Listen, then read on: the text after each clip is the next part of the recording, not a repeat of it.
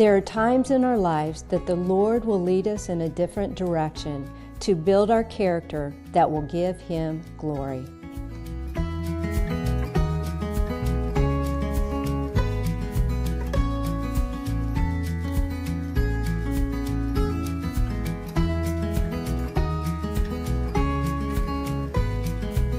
Les Taylor, you know him as the lead vocalist and the rhythm guitarist of the country pop band Exile, with hits like I Want to Kiss You All Over, Give Me One More Chance, and She's a Miracle.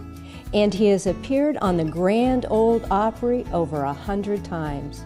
Through the years, Les has stood by his choice, made long ago that no matter what life brings, he will praise the Lord's name. This is his story.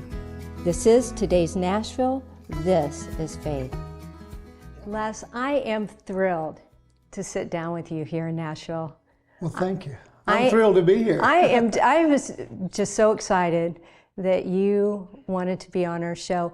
You know, I grew up with some of your songs. Mm-hmm. I Want to Kiss You All Over. Oh, Lord. How many times does everybody ask you to sing it? Can you just sing just a chorus?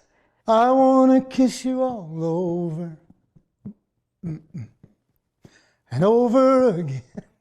I feel weird.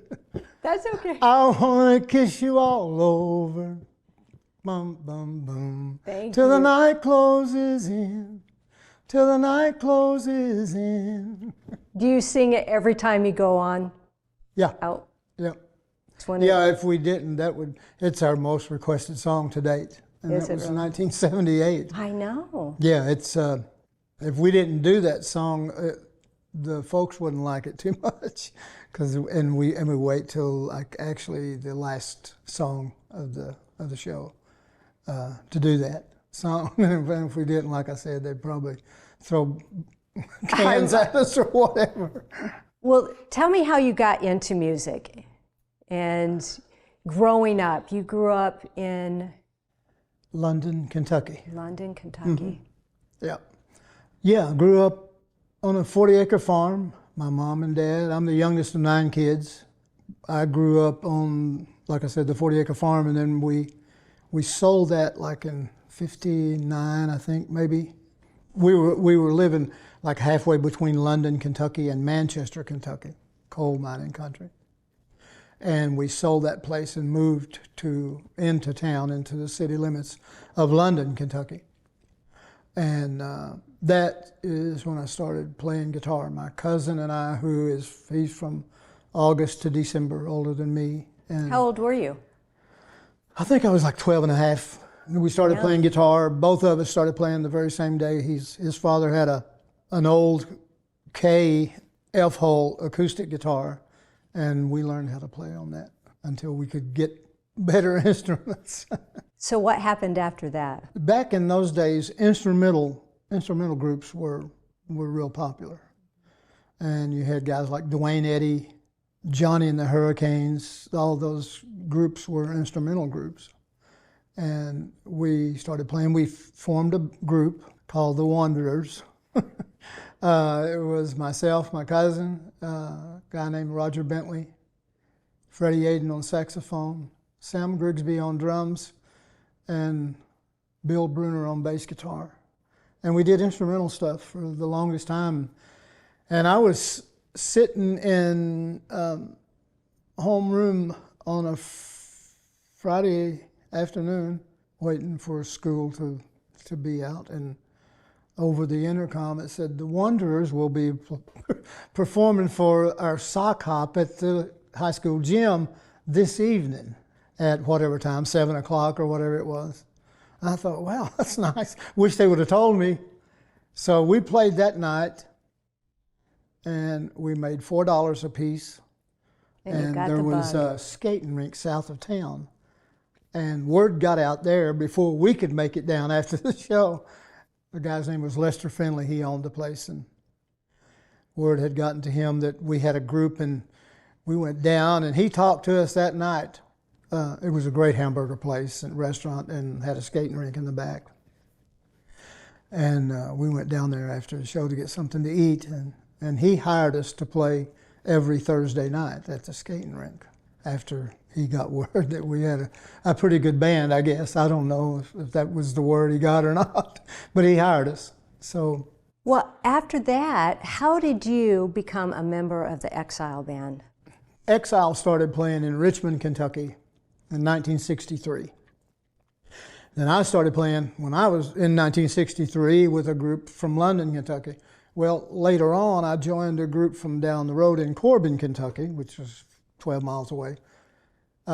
Started playing with them, a group called the Ovations. And we played up in eastern Kentucky at this youth center.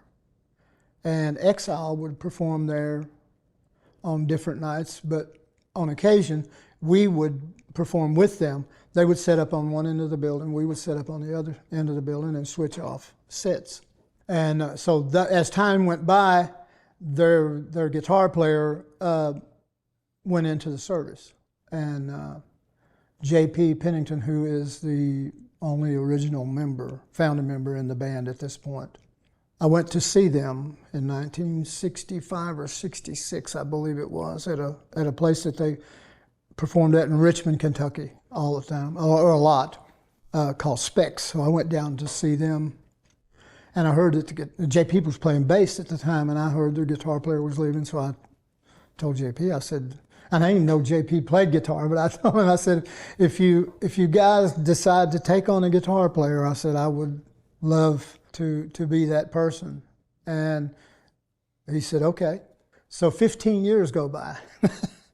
And I was playing in 1979 at a club in Lexington called the Camelot. And we played there. I was working there. I had been there for about a year. So I became real disenchanted with that. So JP came in one night, and it was talent night, and there was some people up on stage performing, and I was standing out talking to him, and he said, things aren't working out with the person that we have now that's singing with the band. He said, if the opportunity came up, would you be interested? And I said, yes. When? So they hired me. My first show was August 10th, 1979. We got on a Learjet and flew from Lexington, Kentucky to DuQuoin, Illinois, and opened for England Dan and John Ford Coley. So I thought, okay, this is nice. You know, God has really taken you on a journey, starting from Exile, and I remember reading that you had a very low point in your life, and we're going to talk about that when we come back.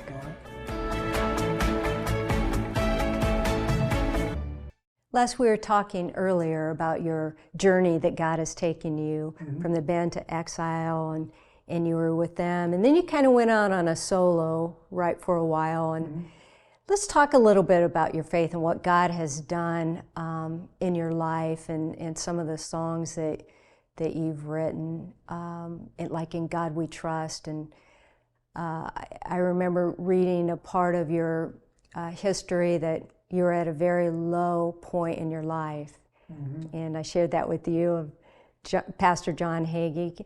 Let's talk about some of that. There was a time that I was doing really, really bad.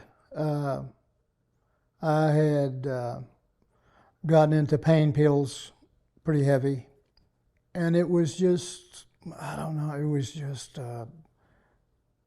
crazy. It was crazy. I lost everything, which is the same old story that you hear with people that get involved with opiates, whatever, drugs of any kind. It's just a street to nowhere, and so I had that happen to me. It was just a horrible time, horrible time. My mother was still alive. She was such a godly,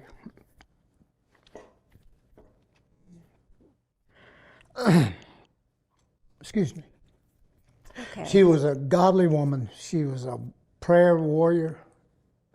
And I really believe that if it hadn't been for her praying for me, I wouldn't have made it. Without her and God's help, obviously. And I was living I had a roommate at the time, but he was hardly ever there. So I was sitting in the apartment by myself on a Sunday morning. I tuned into John Hagee, Cornerstone Church's religious program on Sunday mornings that he still has. I started listening to him, and boy, you know, the tops of my feet were bruised from him stomping on them in his sermon that morning. So it just, you know, you had T. Graham on, and he was talking about his transformation as well. And I didn't have a real heavy God talking to me moment, but I know he was, because through Pastor Hagee, obviously, you know, and I was sitting there watching him preach and listening to him and what he was saying, and it just, I don't know, something clicked. Shortly after that, I was going to the church where my sister attends, has been for 30-something years, I guess. Gave myself to the Lord, and was baptized, and it's just been one awesome experience. It's just, it's really, it's hard to describe. It's just wonderful, and like T. Graham mentioned in his segment with you, it's just a peace that you have, that knowing that no matter what happens, you have Him to turn to and to ask to help you. And if I didn't have that, I don't know what I would be. I don't know how I would be. I really don't. Well, you know, I read that in everything you do now, it's to honor Him. And you wrote, or you sang, did you write the song? No, the two singles that I put out, In God We Trust was the second one, and If That Mountain Don't Move is the first one. I didn't write either one of those songs. I wish I had it, because they're great songs. I love both of them. But the words in If That Mountain Don't Move, you know, because a lot of people say if you have faith, you can move a mountain. Well, sometimes, tell me what those words are that you wrote, or that you sing. I don't know if you researched who wrote that song or not. I did, but I can't think of the name. Gerald Crabb. Oh, yes, I did. I mean, and we're friends with, you know, we're friends with it, yeah. I mean, yes. The songs that he's written are just absolutely some of the best gospel songs I've ever heard in my life. My wife was friends with him on Facebook, and I know, just out of the blue, I said, well, FaceTime him and ask him, or not FaceTime him, but Facebook him and ask him if he's got some songs he can send me. She did, and he said, well, I do have some songs I'll send you, and I'll get them to you right away. He did. There was like six songs, I guess, and Mountain was one of them. If That Mountain Don't Move was one of them. And I don't know who was doing the demo on it, but it sounded like this guy, Keb Mo. Have you ever heard of this guy? He's tremendous. And I love his voice. So he sold me the song. It could have been a bad song, and I would have liked it because the demo vocal was so good. But I loved the song and what it was saying. So I got back with Gerald and told him I really wanted to do the song. And he said, well, it's yours if you want to record it. I had met this little man from Hamburg, Arkansas. Actually, he's originally from Crossett. He lives in Hamburg, Arkansas now. Crossett, Arkansas is where my wife is from, and he used to go to their church when he was his mother brought him there when he was a baby. This is a long story. You may want to break this up, but anyway, I'll start. He and I became friends. My wife and I went over to Hamburg to see him over Christmas holidays when he was singing and ministering in this little church, country church in Hamburg, Arkansas. So we went over and saw him. Met him, talked to him that night. He gave me some CDs that he recorded. All of the songs, probably, I guess 90% of them he had written. Jamie Coulter is his name. He was born with osteogenesis imperfecta, which is brittle bone disease. He's had over 300 broken bones in his body. and he's had over 20 surgeries. Well, Les, we are going to talk about that. Okay. And more about what God tells us. If you don't move that mountain, what do we do when we come back? Exactly. Okay. Les, we're talking about Jamie, but before we get to that story, can you share with me a few of the lyrics of the song, If That Mountain Don't Move? I've spent long nights when sleep never came, and it seemed that my loss outnumbered my gain. Still I held on to hope, 'cause it led the way. I made it through. Lord, I brought nothing here when I came, so if I lose it all, I still praise your name. I have peace of mind. I know you'll teach me to climb if that mountain don't move. Pretty much. I love it because a lot of people get focused on trying to move the mountain, and sometimes the Lord tells us to climb. Exactly. And so tell me more about Jamie. We had met Jamie in Hamburg, Arkansas at the little Baptist church down there.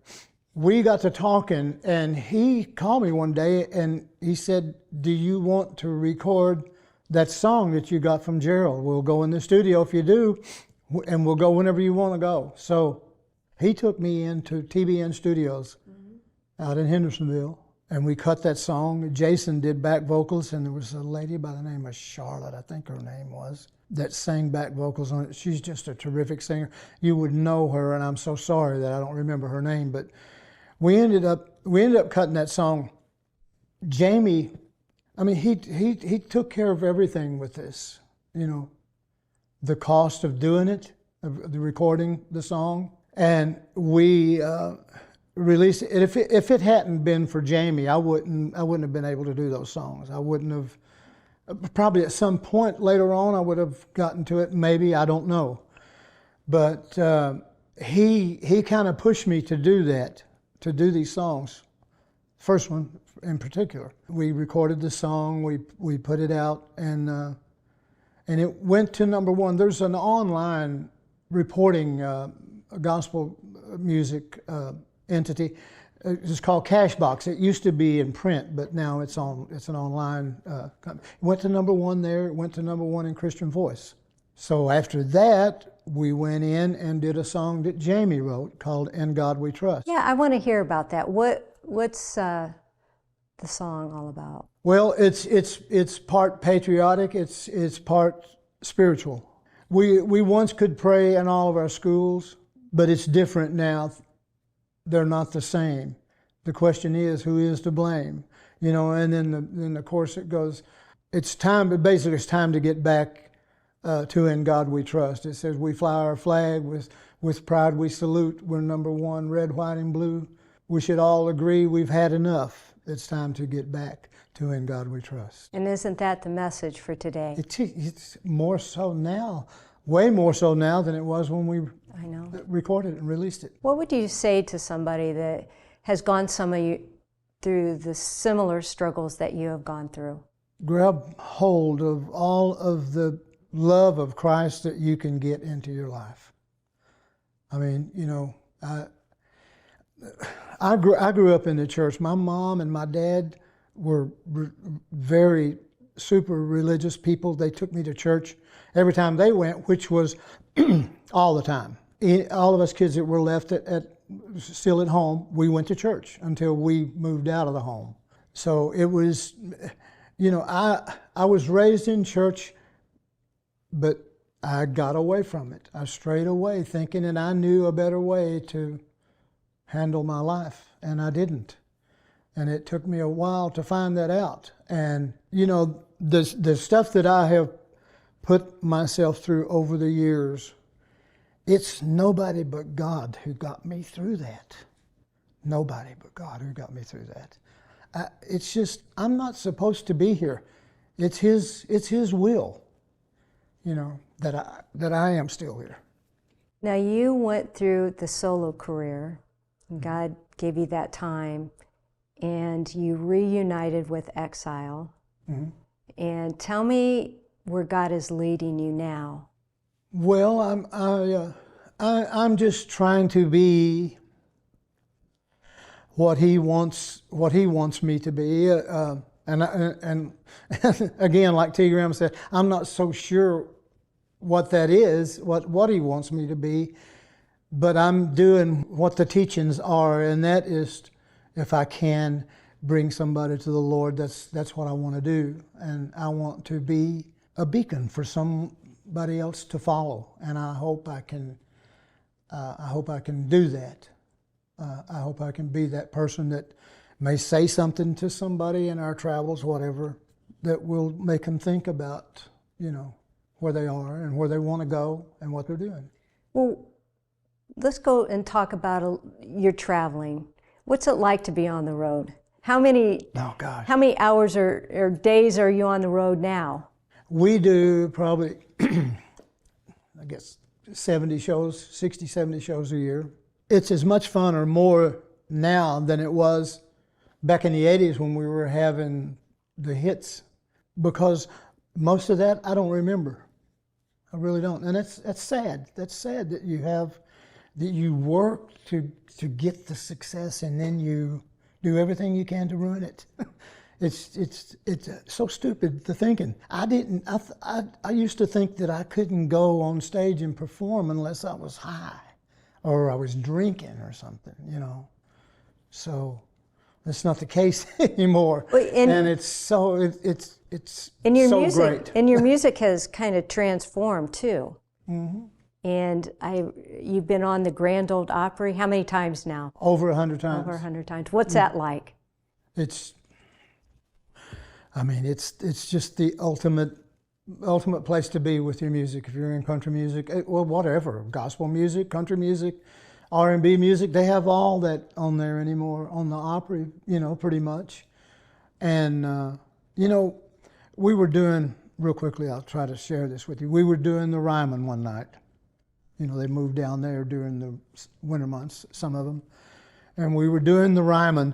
And you're out there, you're in that circle, whether it be the Opera House or at the Ryman. And, but we were at the Ryman, we were doing this Curtis Mayfield song called People Get Ready. And we do it a cappella with a very little electric guitar accompaniment. And we were singing that song, and Sonny, our bass player, said that. And I felt the same thing, but he told me this after we did it. He said, I looked up while we were doing that song at those stained glass windows up there, and he said chills came over me. And I felt the same thing. I just didn't know he was feeling it too, And so it's such a pleasure to be on that show, and it's such an honor. It's an honor, really. Over 100 times. Mm-hmm. So what's next? Real quick. Well, next year we are going into the 60th year of the band. And I've been there for almost 50 of them. Les, that is incredible. Yeah, so we're hoping and we're gearing up for some big things. We're releasing a new album, CD, whatever they're calling them nowadays. Well, I just want to thank you so much. Thank you. For sharing your life, your faith. I know you have touched somebody today. I hope so.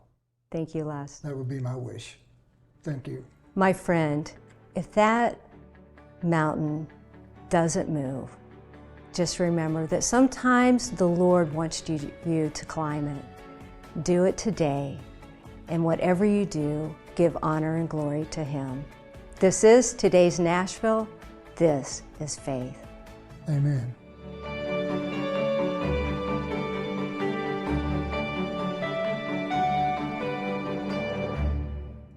Cornerstone Television wishes to thank all our faithful viewers whose consistent prayers and financial support have made this program possible.